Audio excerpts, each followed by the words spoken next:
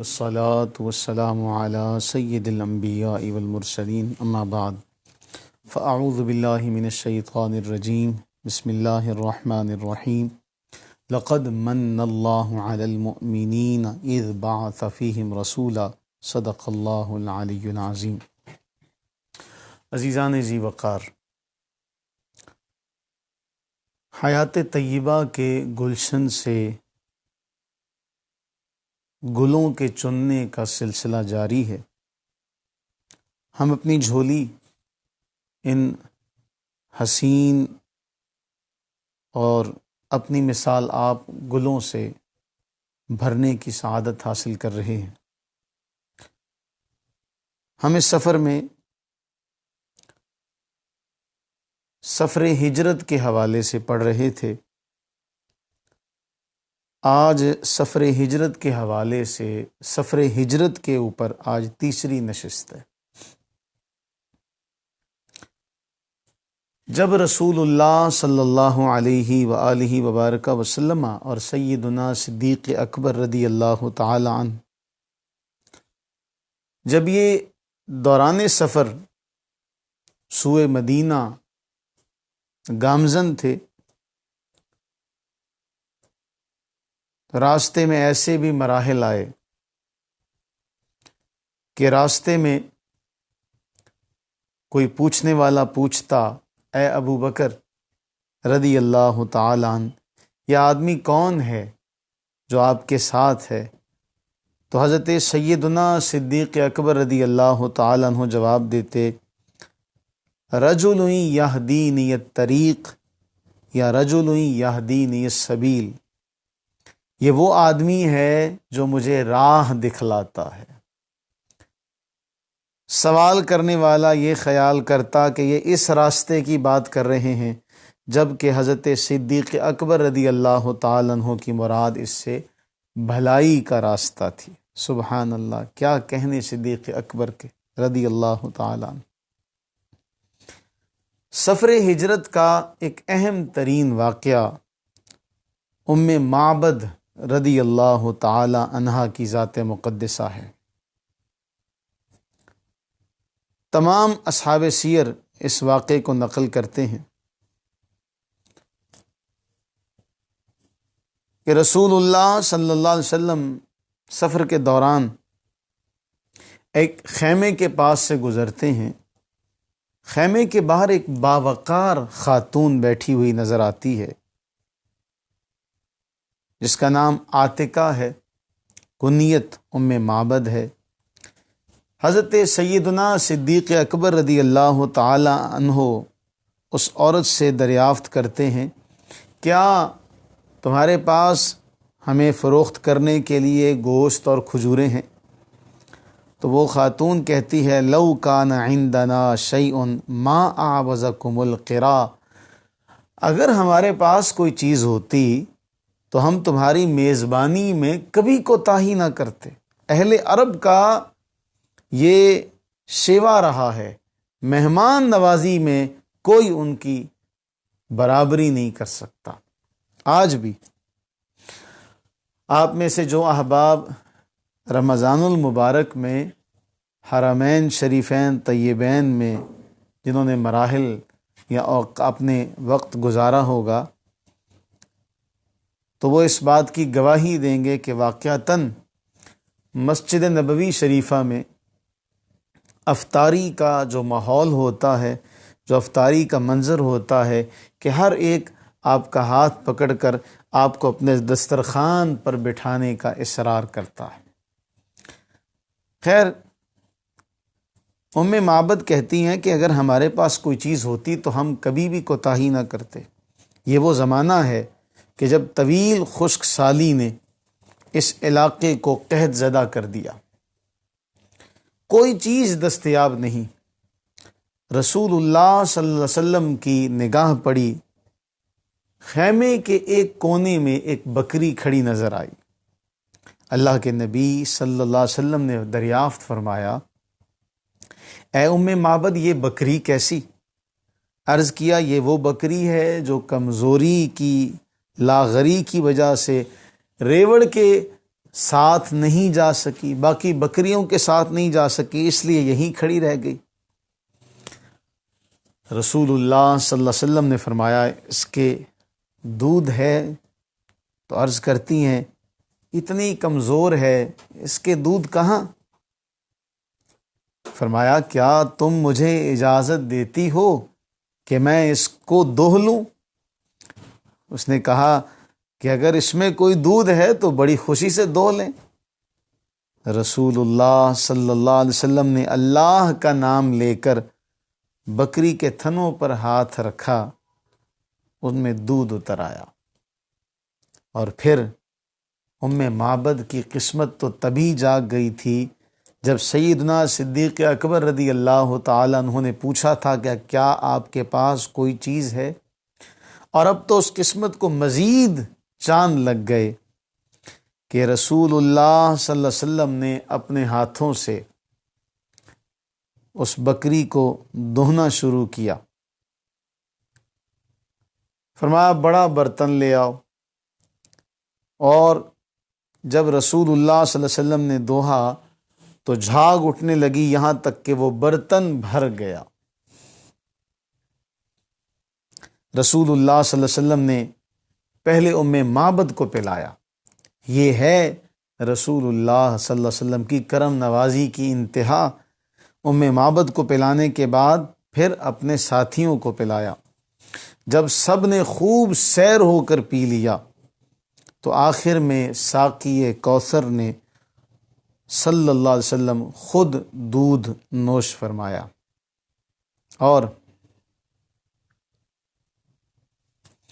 فرمایا ساقی القوم آخرہم، کہ قوم کو پلانے والا سب سے آخر میں پیتا ہے۔ رسول اللہ صلی اللہ علیہ وسلم نے ایک بار پھر اس بکری کو دہنا شروع کیا، یہاں تک کہ وہ برتن پھر بھر گیا۔ بعض اصحاب سیر نے لکھا کہ معبد رضی اللہ تعالی عنہا کے گھر کے تمام برتن دودھ سے بھرے۔ یہ برکات فیضان عطا کرنے کے بعد رسول اللہ صلی اللہ علیہ وسلم تو اپنے سفر پر روانہ ہو گئے، لیکن معبد کو نہال کر گئے۔ تھوڑی دیر گزرتی ہے، معبد کا خاوند اپنی بکریوں کا ریوڑ لے کر گھر داخل ہوا، اور جب دودھ کا وہ منظر کے برتن بھرے ہوئے، حیران ہو کے پوچھا کہ اے معبد، یہ دودھ کی نہر کہاں سے جاری ہو گئی کہ گھر میں تو کوئی شیردار جانور نہیں، کوئی دودھ دینے والا جانور نہیں، جو بکری تھی اس کے تو تھنوں میں دودھ کا قطرہ تک نہیں تھا۔ معبد نے کہا ایسا نہیں، بخدا ہمارے پاس سے ایک مبارک آدمی گزرا ہے، اور پھر اس نے سارا وہ ماجرا کہہ سنایا۔ شوہر نے کہا حلیہ تو بیان کرو۔ اب اتنی سی دیر میں معبد رضی اللہ تعالی عنہ نے جو دیکھا، کمال کا دیکھا۔ معبد نے جو رسول اللہ صلی اللہ علیہ وسلم کے احوال کو، اس پیکر نور کی جو دلاویز تصویر کشی اپنے لفظوں میں کی، پیر کرم شاہ الازہری رحمہ اللہ نے لکھا، دیگر اصحاب سیر نے لکھا، فقالت معبد کہتی ہیں رأیت رجلا ظاہر الوضاءۃ حسن الخلق، میں نے ایک ایسا مرد دیکھا جس کا حسن نمایاں تھا، ملیح الوجہ، جس کی ساخت بڑی خوبصورت اور چہرہ ملیح تھا۔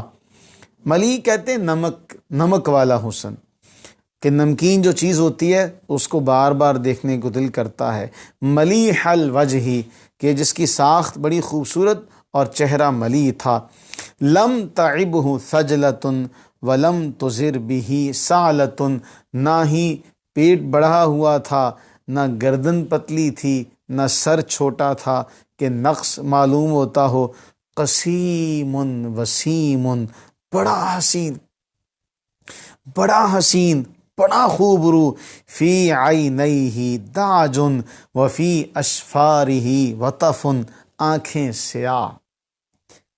آنکھیں سیاہ اور بڑی اور پلکیں لمبی، وفی صوتہ سحل، گونجدار آواز، احولو اکحلو سیاہ چشم سرمگی، ازجو اقرنو دونوں ابرو باریک اور ملے ہوئے، وفی عنقہ سطعن گردن چمکدار، وفی لحیتہ کثاثۃ ریش مبارک گھنی، اذا صمت فعلیہ الوقار جب وہ خاموش ہوتے تو پروقار ہوتے، وَإِذَا تَكَلَّمَ السَّمَا وَعَلَاهُ الْبَهَا جب گفتگو فرماتے تو چہرہ پر نور اور بارونق ہوتا، حلو المنطق شیریں گفتار، میٹھا بول بولنے والے، بول کر دل مو لینے والے، بول کر دلوں پر حکمرانی کرنے والے۔ سیدی اعلیٰ حضرت نے تو کمال کر دیا، کیا خوب کہا، حسن یوسف پہ کٹی مصر میں انگشت زنا، سر کٹاتے ہیں تیرے نام پہ مردان عرب۔ اردو زبان کی تاریخ کا یہ ایسا عظیم شعر ہے کہ آپ اس کی فصاحت و بلاغت پر اندازہ لگائیے، اس کے حسن شعر پر اگر کوئی اندازہ لگائے کہ حسن یوسف پہ کٹی، کٹی میں بے اختیار ہے، اختیار نہیں ہے کہ جنہوں نے کاٹی انہوں نے اختیار سے نہیں کاٹی تھی، کٹ گئی تھی، یہاں کٹاتے ہیں جس میں ارادہ بھی ہے کہ اے محبوب صلی اللہ علیہ وسلم وہاں حسن ہے، یہاں نام ہے، وہاں کٹی ہیں یہاں کٹاتے ہیں، اور پھر وہاں مصر ہے جہاں کے لوگ بڑے نازک، ہر ایک بات کو سمجھنے والے، یہ عرب ہے، لوگ بڑے سخت طبیعت کے مالک، اور پھر اس طرف وہ زنان مصر ہیں، خاتون ہیں، عورتیں ہیں جو ہر چیز کی باریکی کو، لطافت کو جانتی ہیں، حسن کی باریکیوں کو جانتی ہیں۔ یہاں مرد ہیں جو کہ کلر بلائنڈ بھی ہیں، کسی چیز کا بھی پتہ نہیں، لیکن آپ کے نام پر سر کٹا دیتے ہیں۔ ایسا بولنے والے، حلو المنطق شیریں گفتار، اور ایسی گفتار فصل لا نظر ولا حذر گفتگو واضح ہوتی، نہ بے فائدہ ہوتی اور نہ بیہودہ ہوتی، کأن منطقہ خرزات نظم یتحدرن گفتگو موتیوں کی لڑی ہے جس سے موتی ایک ایک کر کے جھڑ رہے ہوتے ہیں۔ ابہى الناس واجملہ من بعید دور سے دیکھنے پر سب سے زیادہ باروب اور جمیل نظر آتے، وَأَحْسَنَهُ مِنْ قریب قریب سے دیکھا جائے تو سب سے زیادہ خوبرو اور حسین دکھائی دیتے۔ یوں تو نہیں حسان نے کہا تھا وَأَحْسَنُ مِنْكَ لَمْ تَرَ قَطُّ عَيْنِي وَأَجْمَلُ مِنْكَ لَمْ تَلِدِ النِّسَاءُ خُلِقْتَ مُبَرَّأً مِنْ كُلِّ عَيْبٍ كَأَنَّكَ قَدْ خُلِقْتَ كَمَا تَشَاءُ۔ کیا کہنے، ہر لکھنے والے نے کمال کر دیا۔ اس صورت نو میں جان آکھاں، جان آکھاں کہ جانے جہان آکھاں، سچ آکھاں تے رب دی شان آکھاں، جس شان تو شانہ سب بڑیاں، سبحان اللہ ما اجملہ کا ما احسنہ کا ما اکملہ کا، کتھے مہر علی کتھے تیری ثنا، گستاخ اکھیں کتھے جا لڑیاں، لم یاتی نظیرو کا فی نظرن مثلے تو نہ شد پیدا جانا، جگ راج کو تاج تورے سرسو ہے تجھ کو شہ دو سرا جانا۔ تھکی ہے فکر رسا اور مدح باقی ہے، تھکی ہے فکر رسا اور مدح باقی ہے۔ یہاں تو سب کچھ تھک گیا، یہاں تو سب کچھ تھک گیا، پھر بھی مدح باقی ہے۔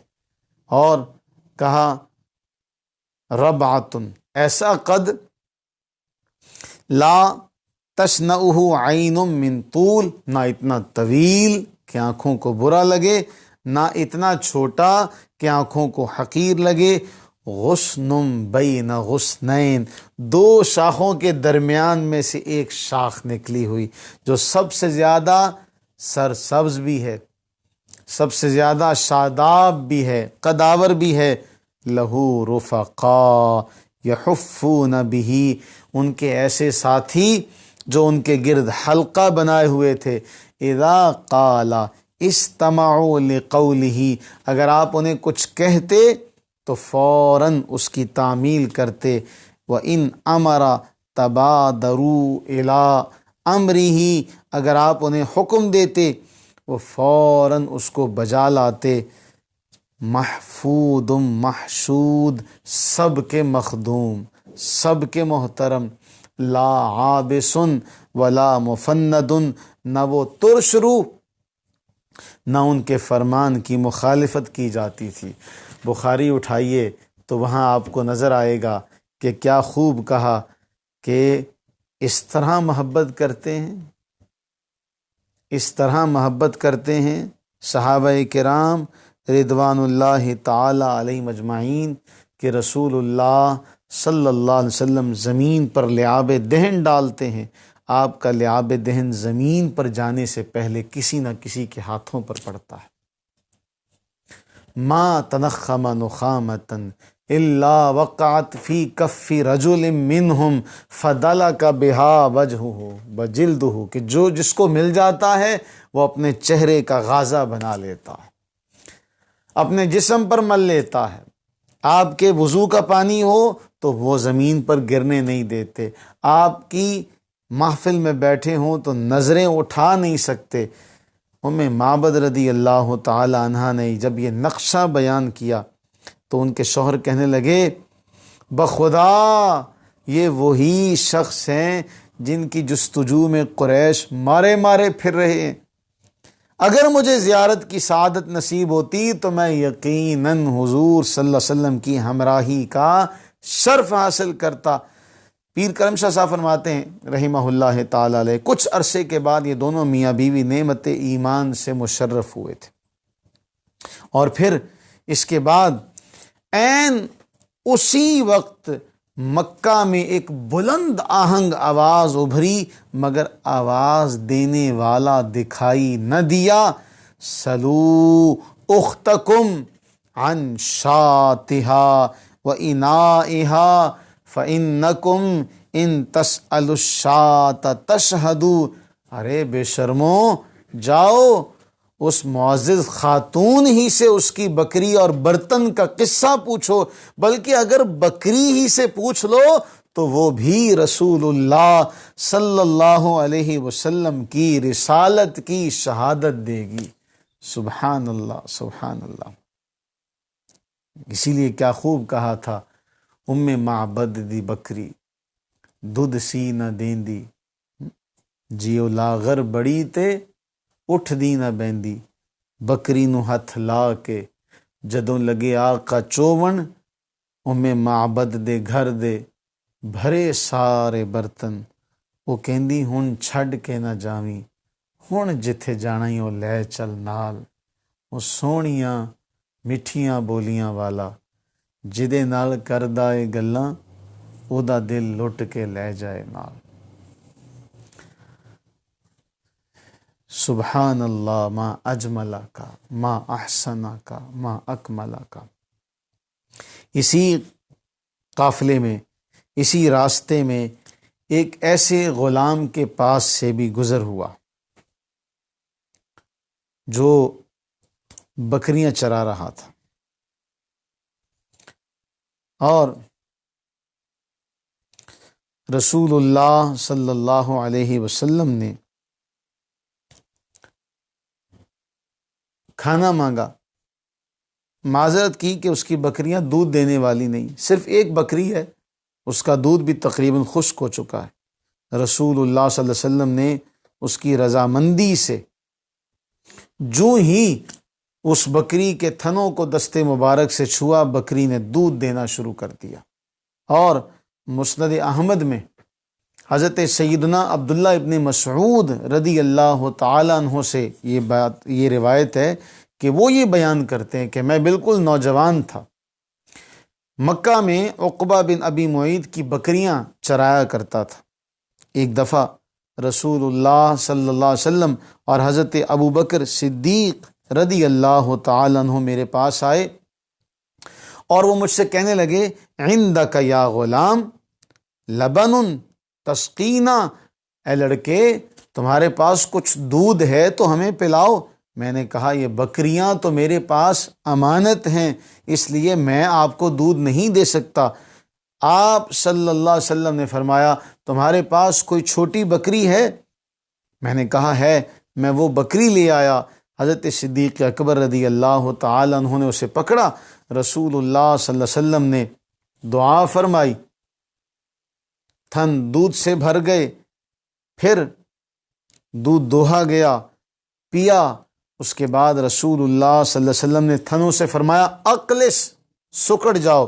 وہ تھن سکڑ گئے۔ میں اس کے بعد رسول اللہ صلی اللہ علیہ وسلم کی خدمت اقدس میں حاضر ہوا، التجا کی مجھے بھی وہ پاکیزہ الفاظ سکھا دیجئے، یعنی قرآن کریم کی بات ہو رہی ہے۔ آپ نے فرمایا انک غلام معلم، تو پڑھا لکھا جوان بنے گا۔ پھر میں نے آپ کی خدمت میں رہ کر آپ ہی کے دہن مبارک سے 70 صورتیں اس طرح یاد کی کہ اس شرف میں میرا کوئی اور شریک نہ تھا اور ان صورتوں میں کوئی میری غلطی نہیں نکال سکتا تھا۔ سبحان اللہ، سبحان اللہ۔ یوں مدینہ طیبہ کا یہ سفر ہوا۔ پھر ایک اور اس سفر کا ایک اہم معاملہ کہ جب رسول اللہ صلی اللہ علیہ وآلہ وبارک وسلم اس سفر پر روانہ ہو رہے ہیں، اور کیا ہوتا ہے کہ آپ صلی اللہ علیہ وسلم کو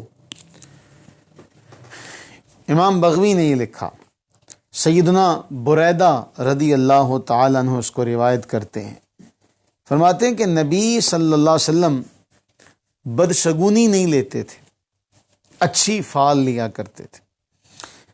کہتے ہیں کہ قریشیوں نے رسول اللہ صلی اللہ علیہ وسلم کے لیے 100 اونٹ کا انعام رکھا تھا۔ جب رسول اللہ صلی اللہ علیہ وسلم مدینہ طیبہ کی طرف نکلے تو بریدہ رضی اللہ تعالی عنہ اپنے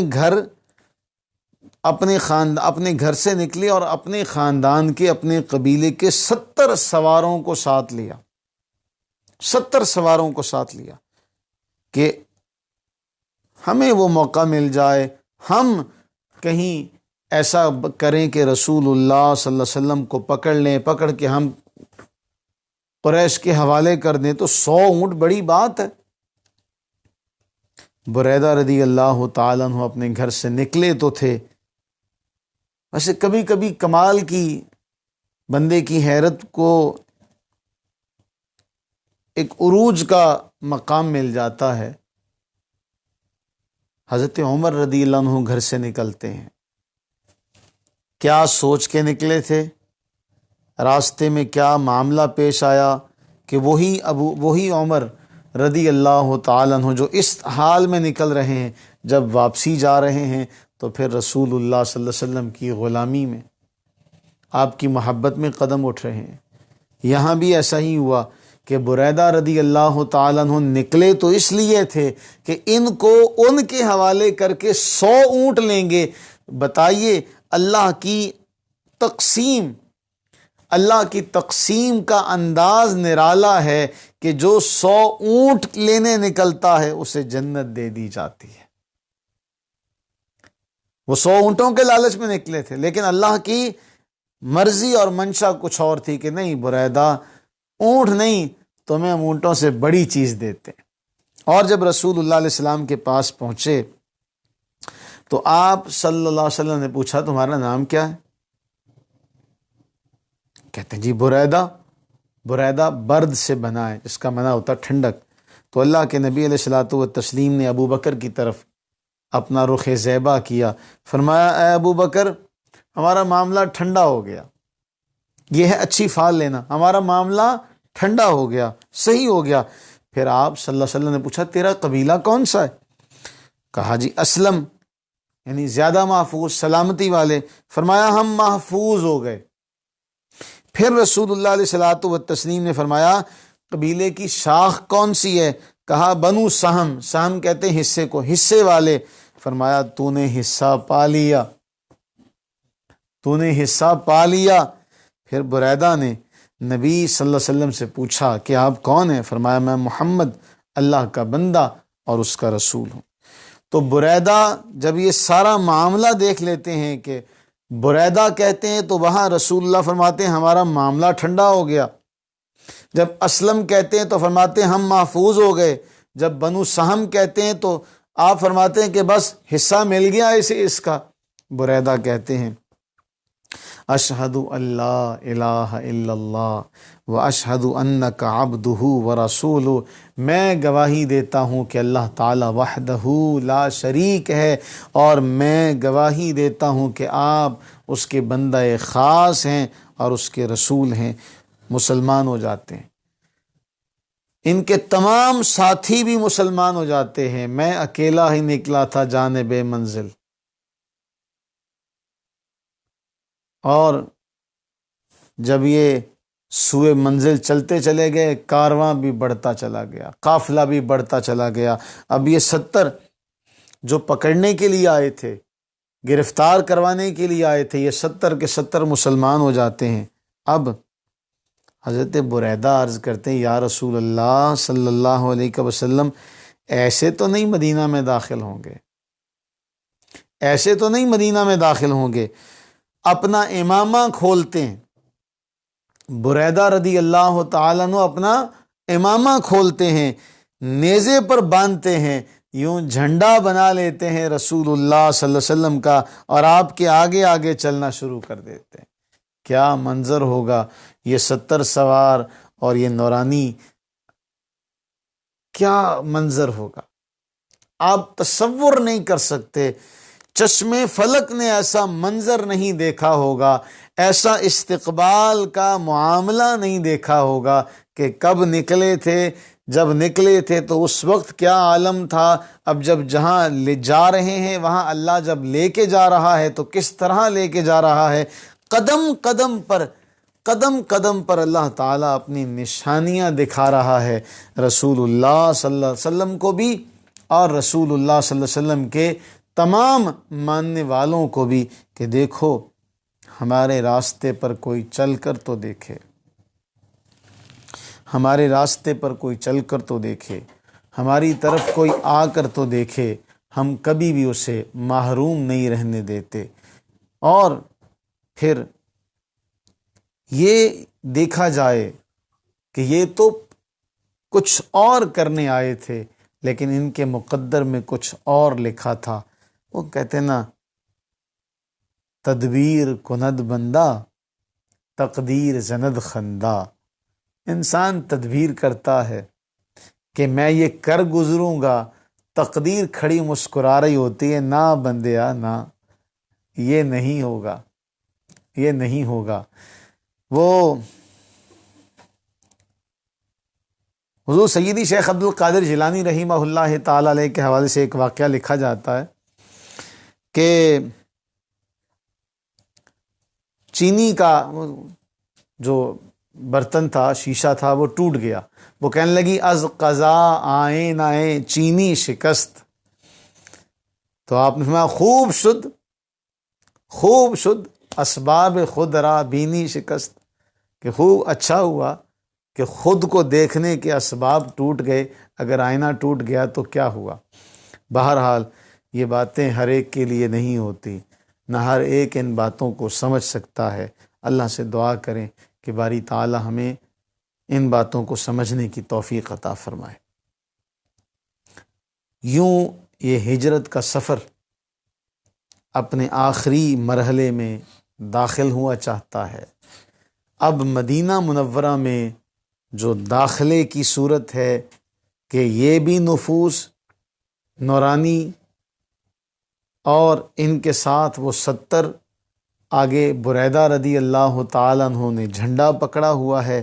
یہ قافلہ جب جس شان سے مدینہ میں داخل ہوا، صحیح مسلم کی حدیث اٹھائیے، صحیح مسلم کے الفاظ ہیں، پھر ہر جگہ یہ نعرے لگے، ہر جگہ یہ نعرے لگے، محمد آ گئے، محمد آ گئے، رسول آ گئے۔ اور گلی گلی میں یہ نعرے گونج اٹھے یا محمد یا رسول اللہ، یا محمد یا رسول اللہ، یا محمد یا رسول اللہ، صلی اللہ علی حبیبہ دائما ابدا۔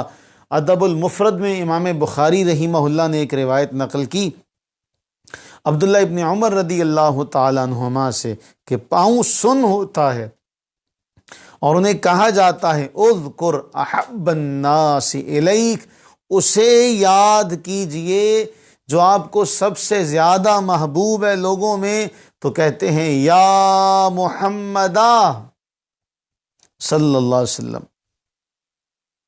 آپ کو حدیث سے کوئی مسئلہ ہو تو ایک الگ بات ہے، لیکن کم از کم یہ تو نہیں ہونا چاہیے کہ آپ ایک پہلے ایڈیشن میں آپ عربی سے یا ہٹا دیں اور دوسرے ایڈیشن میں آپ اردو کا بھی یا غائب کر دیں، تو یہ جو قطع و برید کا سلسلہ ہے، خدارہ حدیث کے معاملے میں احتیاط کا دامن تھامیے۔ یہ اہل کتاب کا وتیرہ تھا کہ رسول اللہ صلی اللہ علیہ وسلم کی عزت و عظمت کو چھپایا کرتے تھے، لیکن یہ گھٹائیں اسے منظور بڑھانا تیرا۔ اللہ سے دعا کریں باری تعالی ہمیں ورفعنا لک ذکرک کا عملی طور پر اس کی تفسیر ہمیں لوگوں کے سامنے بیان کرنے کی توفیق و ہمت عطا فرمائے۔ یہاں سے آگے انشاءاللہ العزیز کل ہم بشرط زندگی عفو وعافیت سلامتی کے ساتھ انشاءاللہ کل یہاں سے اگلی جو نشست ہوگی اس میں بیان کریں گے۔ اللہ تعالی ہم سب کا حامی و ناصر ہو۔ اللہ تعالی ہم سب پر اپنی رحمتیں برکتیں نازل فرمائے، اپنے اور اپنے حبیب مکرم شفیع معظم رحمت عالم صلی اللہ علیہ وسلم کی پکی سچی سچی محبت اور غلامی عطا فرمائے۔ آمین ثم آمین، وما علینا الا البلاغ المبین۔